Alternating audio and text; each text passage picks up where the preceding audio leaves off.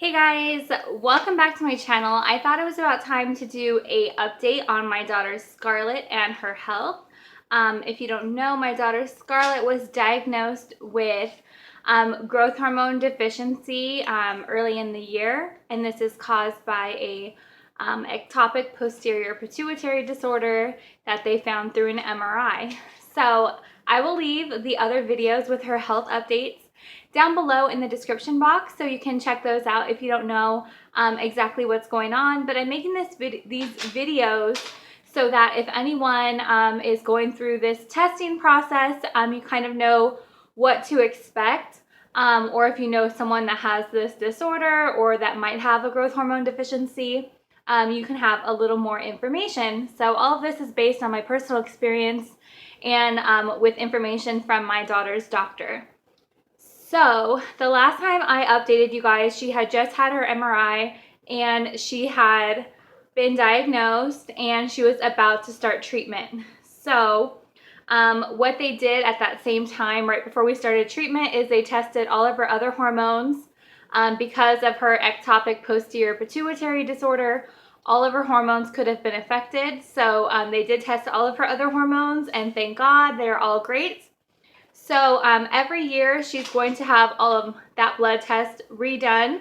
So every year they will retest all of her hormones to make sure they're at the appropriate levels, because at any time that communication between her anterior and posterior pituitary gland could get messed up and her hormone levels could not be where they're supposed to be. So she'll have that checked every year. But as for now, the only hormone affected is her growth hormone. We also were sent to a genetic specialist, and we were sent to a genetic specialist because they want to do some testing, because they want to figure out if her posterior or ectopic posterior pituitary disorder is genetic, or if it's something that was just like a freak accident that happened when I was pregnant during development. So we want to find out if, like, my husband and I carry it and she got it, that's how she got it and it's genetic, or if it just happened, because then we know if her sister is at risk of having it, even though she doesn't have any symptoms of hormone deficiencies. If she has it, it means at any time the communication with her pituitary gland can stop or slow down, and she's at risk of having hormone imbalances. So it's really important to know if it's genetic, so we know if her sister has it. And it's important to know if it's genetic, to know if she can give it to her children as well. So my husband and me and Scarlett all had our blood drawn. The test takes about 6 weeks to get a result. So we're still waiting for the results to find out if it was genetic or not. We still have about 2 more weeks to wait. So I'll go more into the genetics thing when we get the test results. But we did see a genetic specialist. And then they also sent us to an ophthalmologist to check her structure with her eyes, and her eyes are perfectly fine. A lot of times if there is a problem with the pituitary gland, there can be a problem with the optic nerve, because everything there is very centralized and they can correlate together. So we got sent to the ophthalmologist to check her vision and just the structure and function of her eye, and everything was perfect. She also saw an optometrist, and they just checked her eyesight, and her eyesight is perfect too. So thank God. I feel like every time we get sent to a new doctor, there's a new problem. So this is great to go to 2 doctors and not really have any problems. So after that, we got our supplies. So let me just show you. That's what this video is mainly about. I forgot to say, I'm sure you'll know in the title what it's about. But I'm going to be showing you the supplies for her growth hormone treatment, and let you know how it's been going. So the first thing you need with your growth hormone treatment is they give you a sharps container, because there are single-use needles that you put onto the pen every time you use it. So every time you're done using it every night, the needle has to be disposed of, and you cannot throw it in the trash because that's dangerous and you can get fined. So you have to put it into a sharps container.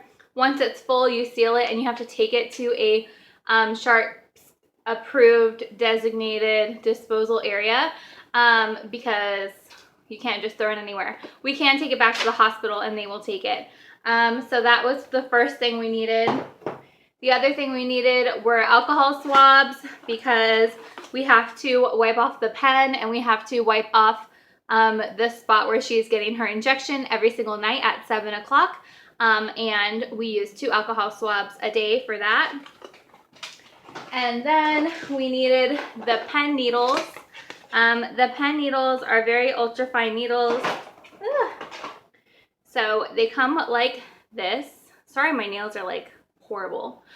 We just pull the green part off. We screw this whole plastic part onto the pen, pull the plastic part off, pull the little green guard off, and then the needle is underneath that. So we use 1 of these a day and dispose of them in the sharps container. Okay. And then last but not least, we have her pen. It comes in this little pouch. The pen she's using is Omnitrope. That is the pen and the medication. And the pen is in here. You can store needles if you want to in there and alcohol swabs. But we just keep the pen in here. It stays in the refrigerator.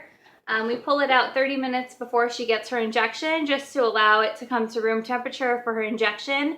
If the medication is cool, it can sting when you do the injection. So letting it sit for 30 minutes is a good idea. And what was recommended to us by our doctor so that it doesn't hurt her.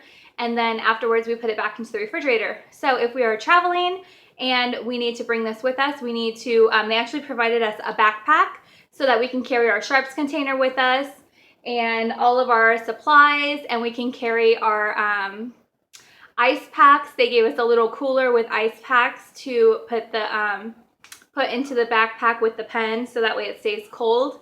If you're traveling longer than what ice packs will keep cool, you would definitely want to talk to your doctor about that because the medication has to stay cool. So this is what the pen looks like. Right here, we set the dose to the pen. I'm not gonna like explain to you how to use the pen because I don't want anyone using this in place of directions from a medical doctor. So I'm not gonna do that because I'm not a doctor.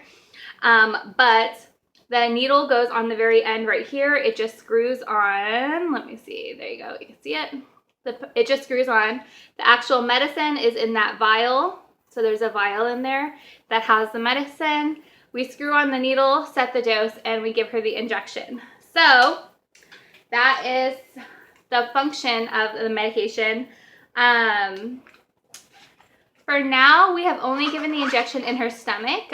You want to deposit, or you want to do the injection in the fattiest part of the body because that's how hormones get absorbed, is through fat. So they advise either the stomach, the back of the arm back here, so the squishy part in the back, or your thigh or your butt. So that is where they encourage you to give the injections. They said the stomach was the least painful, so that was what we did for the first time, and Scarlett has really not had any problems with it there, so that is why we do it there. She won't let us try anywhere else because she's scared it's going to hurt, and it doesn't bother her in the stomach, so we just keep doing the stomach. We don't do the same spot every night. We kind of go around her belly button in a circle, and then by the time we get back to the first spot it's healed, then we go all the way around again. So that's kind of how we've been doing it. So the very first time, we kind of showed her the pen. We explained to her what was going to be happening, and what we did was we set up a reward system for her. Our doctor doesn't approve of food as rewards because they say that it can increase the chance of obesity and just correlating food with happiness, and that they don't support that in their practice, which I totally understand. But as a parent, we made the decision to do what's going to work for our child, and we rewarded her with 1 Skittle every time she had her injection. So she has her injection once a day. She has 1 Skittle a day. I don't think that that's a bad thing if it's something that makes her happy and distracts her from being scared or being in pain or something to look forward to. They recommended a toy. I'm not giving her a toy every single day. So what we did was we told her she could have a Skittle, and then when we were giving the injection, we're like, oh, what color Skittle are you going to get? Trying to distract her. The very first night, she cried when we took it out of the fridge because she knew she was going to get a shot. She cried for about half an hour until we gave her the shot because she was scared of the anticipation of getting the shot. When she got the shot, she laughed and she said, that didn't even hurt. So she was completely fine. It didn't bother her at all, just the anticipation. On the second day, she cried again. 10 minutes before the shot saying, no, I don't want it. I don't want to do the shot. I'm scared. So what we did was we just talked about, well, what is the shot going to do for you? We talked about how it's going to make her strong. It's going to give her muscles. It's going to make her run faster. It's going to make her eat a lot of food so she gets a lot of energy. So we just talked about all the things it's going to do. We didn't really talk about her height that much because we don't want her to feel like being short is a bad thing, or if you're short, you're not good. We just wanted to talk about how she's going to be stronger, faster, have more energy. Her brain is going to be clear. She's going to be able to think really well and be smart and just like all of those things. And just how proud of her we are for her being so brave. So we talked about all of those things on the second day. And then again, we distracted her with what color Skittle are you going to get? And then again, when she had the shot, she said afterwards that it didn't even hurt. So then on the third day, we pulled out the shot again half an hour before. And she was fine. She was a little nervous. So I said, okay, Scarlett, how about if you don't cry, you can have 2 Skittles if you don't cry. But if you cry, you only get 1 Skittle, and we'll try again tomorrow. So she did great. She didn't cry, and she got 2 Skittles. So it went on okay for the first week. After the first week, it was like, is it time for my shot yet? Like, she was completely fine.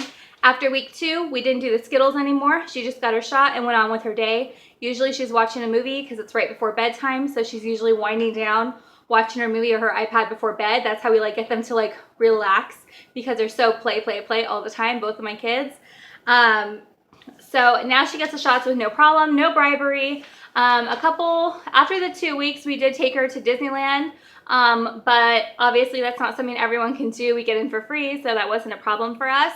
But taking your kid to do something special for them being so brave and how proud you are of them, because it's a huge adjustment for them, and it's hard as a parent to see it, but just not showing fear yourself and being optimistic about it and being so happy about it is really going to help your kids because they're going to see that and feed off of that.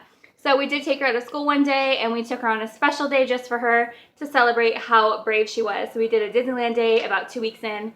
Now it's been about 2 months that she's been doing the medication, and she's been doing great. Our next appointment for weighing her and doing her height is August 3rd, so I don't know exactly if she has grown at all, but I do know her appetite has increased dramatically. They said sometimes that happens, sometimes it doesn't. But increasing her appetite is a great thing because as she's growing taller, she'll hopefully start getting increased weight as well. So let me just see if I missed anything. Yeah, so the side effects only were increased appetite. She has no other side effects so far. She gets monitored. She's going to be seeing her endocrinologist every 3 months for as long as she's on medication. At these times, they will go over her growth, take measurements, and make sure that everything's going great and adjust her dose as needed. Right now her dose I think is pretty small, so they might increase it the next time. I think they're starting her out kind of small. But everything's been going great. The only side effect has been the increased appetite. Sometimes if she tenses up when we're giving her the shot, it will leave a small bruise. I was a little concerned the first time that happened because she had like 3 bruises. So I just tell her when she's getting her shot to be calm, breathe, because sometimes she'll hold her breath and that causes a problem. So just having her breathe and be calm and not stress and tense up helps to not have any bruising. Occasionally there will be a drop of blood as well if she starts moving around right away after the shot, or she starts tensing up, the blood rushes to the surface. So then she'll get a little drop of blood in the injection spot. And sometimes that upsets her a little. She's just like, oh my gosh, there's blood. And I'm like, oh my gosh, you're like a vampire. I don't know. We make some kind of joke about it and we make it not a big deal. And then she's fine. So we don't cover it with a Band-Aid or anything. I said it's not necessary. It's such a small injection. It doesn't really, it's not a risk of infection or anything. So we don't need a Band-Aid. We just do the shot and we're done. It takes 5 minutes out of our day, and hopefully it'll help her to be a more happy, strong, healthy person. So we're really liking it so far. So that is my update. That is how our treatment's going. She has no problems with it anymore. The first week was hard. The second week was easier. And after that, I don't remember. Well, I mean, I can remember, but it feels like we've been doing it forever.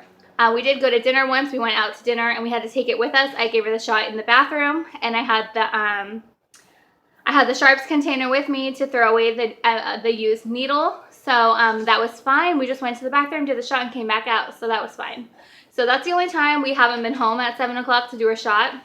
We have an hour before and an hour after, so she can get her shot between 6 and 8. But we usually do it at 7 o'clock every night. We have an alarm on our phone, and that is how we do it. So, oh, and it's so funny because Savannah, our youngest, she just turned 3, and she's jealous of her sister's shot.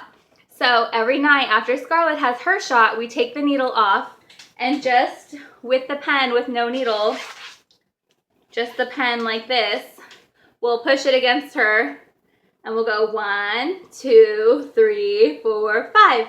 All done, just like we do with Scarlett, but with Scarlett, we do it with a needle in it. So Savannah has to have her pretend shot on her stomach because she wants a shot too, which is so funny that she wants a shot because her sister is getting a shot. So we do her pretend shot and then she's happy. So that's kind of funny. I thought I would share that with you guys. So I will definitely do another update when we get her results back from genetic specialist. And I will do an update after her appointment, August 3rd, to let you know what her progress is. So thank you so much for watching. If you have a child that might have growth hormone deficiency, I will leave a link to a Facebook group below. It's an amazing support system. I think it's called Childhood Growth Hormone